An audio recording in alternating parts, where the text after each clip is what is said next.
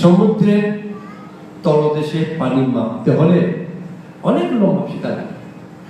ফিতা যদি ছোট হয় তাহলে সমুদ্রের তলদেশে মাপা যায় না। পাওয়া যাবে? মোটেই না।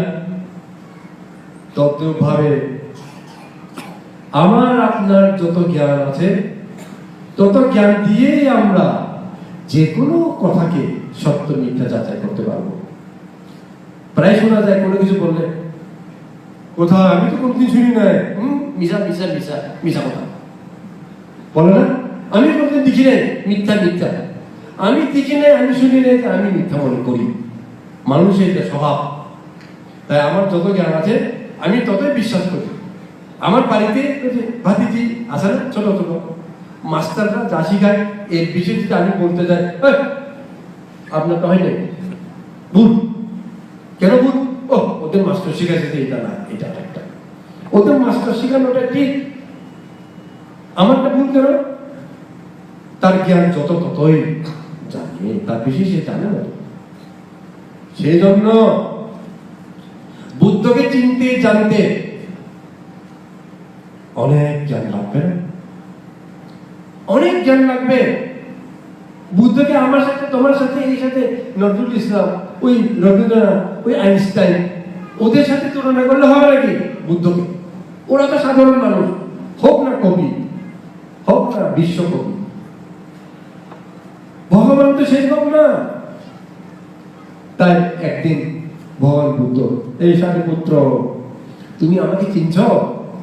দেখেন, বুদ্ধ জিজ্ঞেস করছিল, সারিপুত্র তুমি আমাকে চিনছ? বুদ্ধ, আমি চিনছি আপনাকে। কতটুকু চিনছে সে বলল। বুদ্ধ বলল, সারিপুত্র কেমনি চিনবি তুমি আমাকে? তোমার জ্ঞান যতটুকু ততটুকুই তুমি চিনবে। সমুদ্রের ধারে ধরেন আমরা বেড়াইতে গেলাম, কথার কথা বেড়াইতে গেলাম, আমার চাইতে বয়সে বেশি আমাদের মন্ত্রী 74, আমার চাইতে ধরুন না একটু কম দেখে, এরকম করে সমুদ্রের পাড়ে বসে ছাতার নিচে বাঁধতে, ওইখানে দেখা যায় যে ওটা মেঘের মতো মনে হয়, মেঘ ডুবতেছে মনে হয়। আমার একটু চোখ ভালো, কথার কথা, আমি যেহেতু 62 বছর, তার থেকে 12 বছর ছোট মন্ত্রী, না এটা আমার জাহাজ মনে হয়, আমাদের জাহাজের মতো লাগতেছে। আমার সাথে বয়স কত, ও কিন্তু একটা বাইনাকুলার ধরে, দূরবীন দূরবীন দূরবীন ধরে কুরবানতে, ওটা না একটা জাহাজ, তো লেখা আছে বাংলার আলো, ওই দেখা দেখা আসি 20-30 জন দৌড়াদৌড়ি করতেছে, কি জানি কাজ করতেছে। কার কথাটা ঠিক? আমরা 3 জন, আমাদের মন্ত্রী উনি বলছেন যে মেঘ বোধহয় ওই সমুদ্রে দেখা যেতেছে, মেঘ মনে হয়। আমি বললাম যে জাহাজ হইতে পারে। ও বললো যে এটা বাংলার আলো, বাংলাদেশের জাহাজ। কারটা ঠিক? ওটা ঠিক, কারণ সে বাইনাকুলার দিয়ে বলছে, যে বাইনাকুলার দিয়ে দেখছে যে। তদ্রূপ যার যত দেখবার ক্ষমতা সে ততই দেখে, এর বেশি দেখে না। অনেক সময় আমাকে বলে ভাবতে, হিন্দুরা আমাদের গৌতম বুদ্ধকে অবতার বানিয়ে রাখছে ভাবতে, ভালো না, ঠিক না।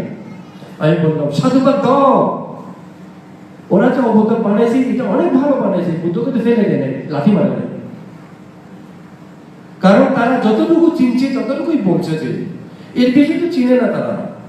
ভগবান বুদ্ধকে নৈগুণ সম্পন্ন সে ভগবান তো তারা চিনে না, এতটুকুই চিনছে।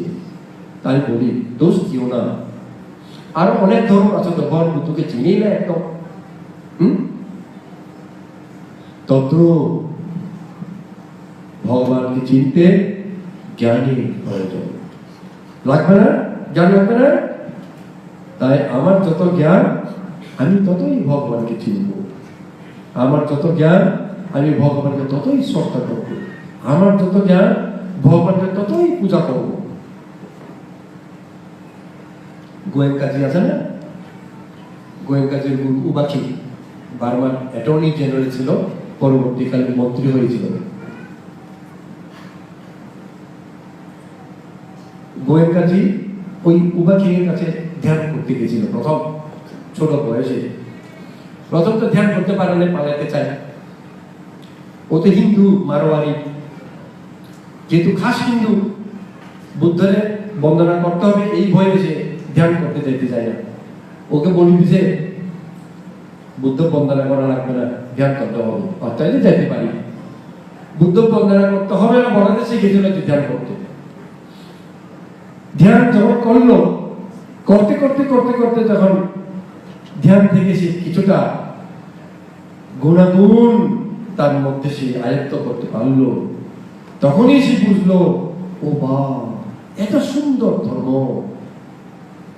এই ব্যক্তি দিয়েছেন। তখন এই ব্যক্তির প্রতি মাথা নত হয়ে আপনার বুদ্ধ পূজা করেছেন। শুধু বুদ্ধ পূজা করেছেন না, তিনি বৌদ্ধ হয়ে গেছেন সম্পূর্ণভাবে গোয়েন্দাজি। তাই যে যত বুদ্ধকে চিনবে, বুদ্ধের গুণকে জানবে, ধর্ম শরণ গচ্ছামি করতে জানবে, ধর্ম জাতি চিনবে, ততই বুদ্ধকে সে মানবে, পূজা করবে। সেরকম বৌদ্ধ জাতি হওয়া চাই।